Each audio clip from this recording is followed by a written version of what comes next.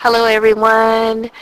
I just wanted to respond to one of the questions that you might have, and that is, how do you deal with a boss who you don't like or they don't like you? How do you deal with that constant tension? And you might be feeling some depression. You might be feeling some anger because of that, because you feel trapped. You feel helpless, maybe feel hopeless. Well, hopefully after we talk, you'll be feeling a lot better. I want to share a secret with you. The secret is really that you can't do anything about how that person feels about you at this very moment. But you can change and affect how you feel about it. Let me tell you what I mean. It's like in our family, when we're angry, we have this thing where we say, let's not give each other the mean look. But there were times when someone could give me the mean look, and that's sort of with the eyebrows, the eyes sort of squinted, and the eyebrows kind of like close together, where then if they were angry, then I was automatically angry. But now what I've learned is I can't control their emotions. They can feel how they're feeling. But then also, I can control how I'm feeling and what really bothers me. And a lot of times when someone at work is annoying to us, or they don't like us or we don't like them, they probably remind us of someone else. Think about the person who you don't particularly care for. I mean, if you had to choose someone in your life that they reminded you of, who would it be? Your dad, mom, sister, cousin, brother, or even yourself. A lot of times when we don't like someone else or someone else doesn't like us, there's another connection. There's something else that we have in common. And I encourage you to see who they're reminding you of. After you realize that it's really not them, that it's this person in the past, or you just don't like those kind of people, or those kind of people just don't like you, then you have a choice. You can either let it go, or you can hold on to it. And that you can do. You can't, maybe right now, maybe in the future, you will have the ability to find something else and do something else. But for right now, that's where you need to work. So what can you do to make the day go by easier? What can you do to mend the relationship? What can you do if you don't want to mend the relationship? I mean, we've all been there. We've all been at the point where we say, you know what, I don't want to make things better. What are some of the strategies that you can do? Well, there's lots of stuff at the website for you to help you with those things. If I can answer any of your questions, just send me an email, and I definitely will get back to you, because my goal is to help as many people as possible to live better, to feel better, and to defeat this depression.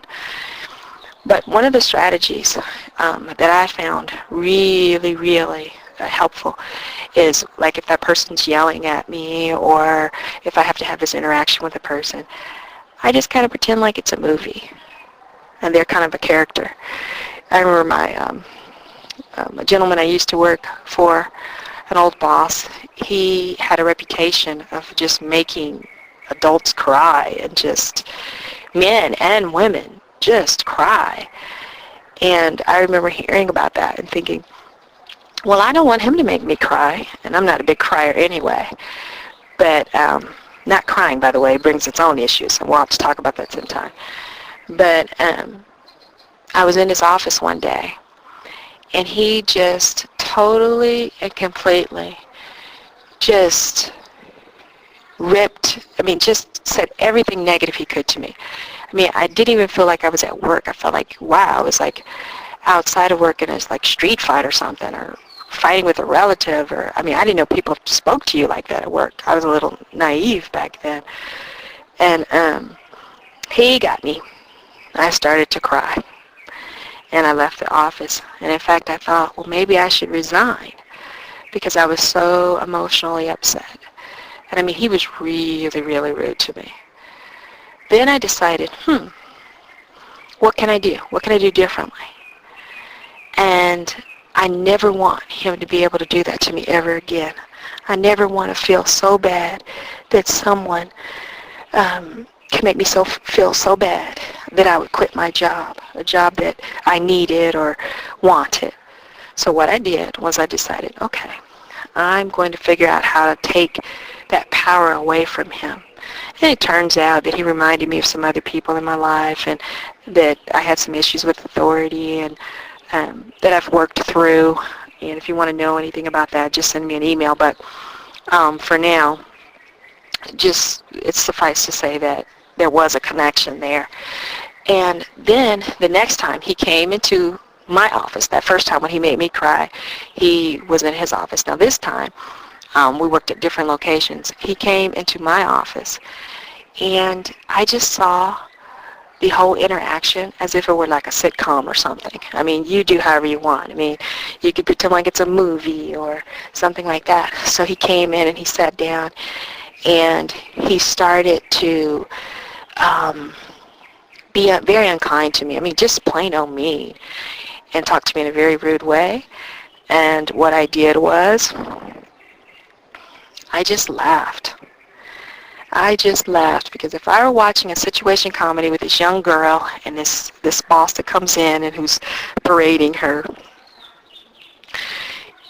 I kind of made him like a caricature, you know, bigger than life. Like he was just over the top with his insults and his demeanor.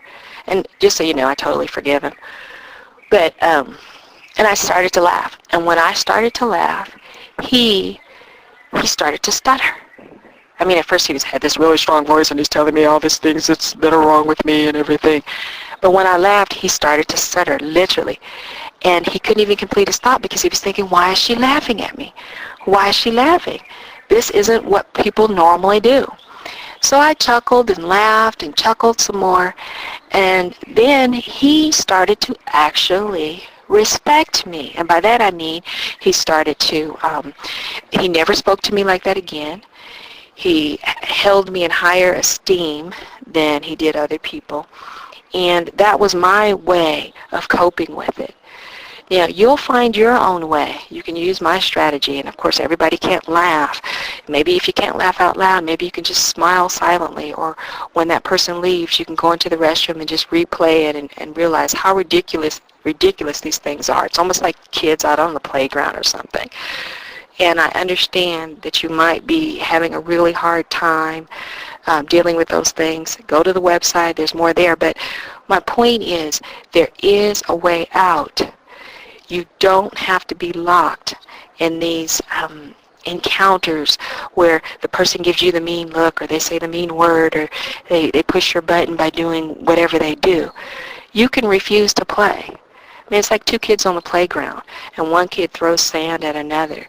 You can just say, you know what, I'm going to take my things, and I'm not going to play. I'm going to pick up my toys, my sand box or sand pail and shovel, and do something else. I'm not going to play.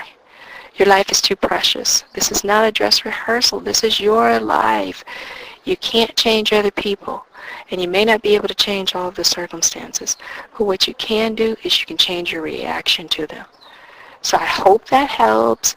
And if you're having problems really with anxiety or something like that, and you want to look into other options and resources, go to the website, email me. I'd love to help you strategize and figure out, well, how you can come across some things that may be of benefit to you. But anyway, you deserve better. You deserve the very best there is. And I'm here to help you to get it. Thank you so much for listening today. This is Mary Riddell, your Better Living Coach.